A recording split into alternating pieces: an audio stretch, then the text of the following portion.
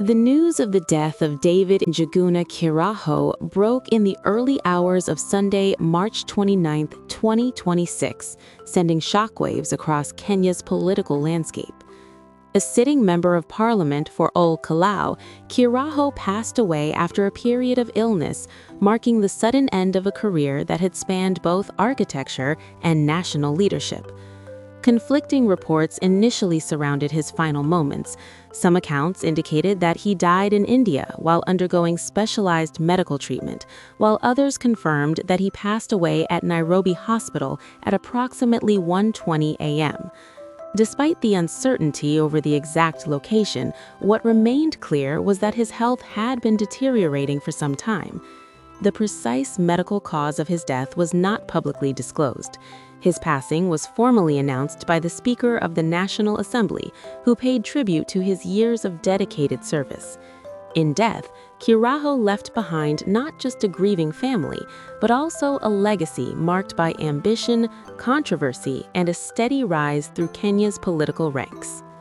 Before his entry into politics, Kiaraho had built a solid professional foundation as an architect.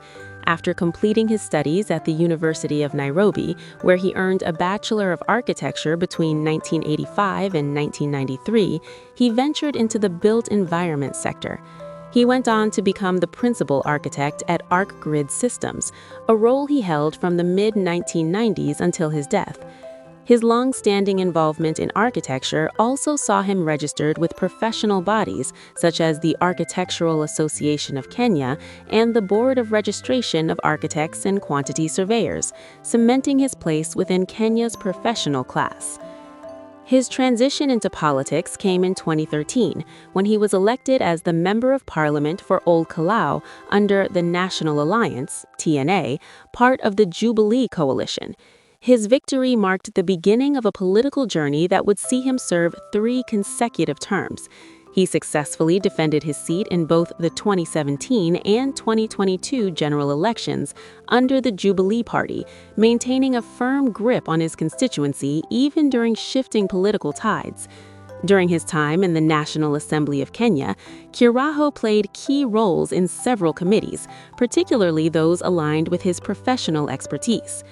As a member of the Departmental Committee on Transport and Infrastructure, he contributed to discussions and policies surrounding road networks and housing development. He also served on the Procedure and House Rules Committee, helping shape parliamentary processes. Within his constituency, he earned recognition for championing development projects, especially the upgrading of local roads to tarmac standards. To many residents, these tangible improvements became a defining feature of his leadership. However, his political career was not without controversy. Over the years, Kiaraho found himself at the center of multiple investigations and allegations, particularly concerning the management of public funds. In 2020, he was interrogated by the Ethics and Anti-Corruption Commission over the alleged misappropriation of Kenya shillings 120 million from the National Government Constituency Development Fund, NGCDF. The probe examined claims of fraud, conflict of interest in the awarding of tenders, and questionable payments to contractors. Further scrutiny followed a 2018 fundraiser aimed at purchasing school desks, where residents accused him of failing to account for funds raised and unfulfilled pledges. In 2022, additional allegations surfaced involving a contractor who claimed to have been defrauded in a failed tender arrangement.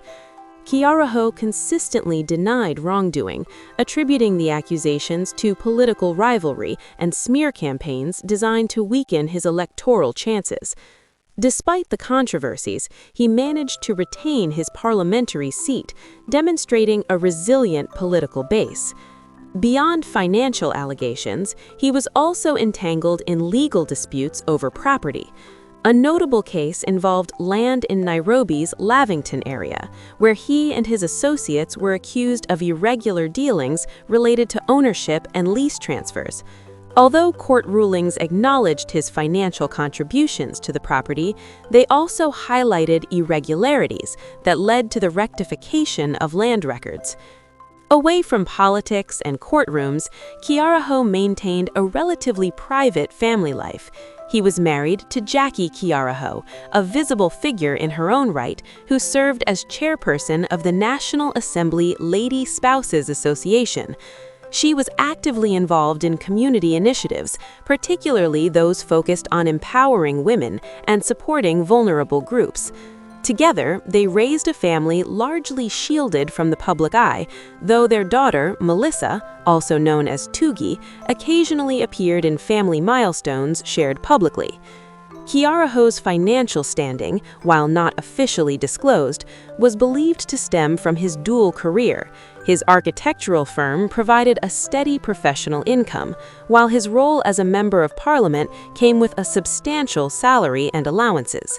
Nevertheless, much of his wealth remained private, with no formal public declarations detailing his assets. His early life laid the groundwork for this multifaceted journey. Raised between Nyandarua and Nairobi, he began his education at Munyeki Primary School before transferring to Park Road Primary School, where he completed his primary education in 1977. He later attended Alliance High School for his O-levels and Nairobi School for his A-levels, institutions known for producing some of Kenya's most accomplished professionals and leaders. These formative years reflected a path of discipline and academic rigor, eventually guiding him toward architecture and later into public service. In the end, David Njuguna Kiaraho's life was one of contrasts: professional success and political turbulence, public service and public scrutiny.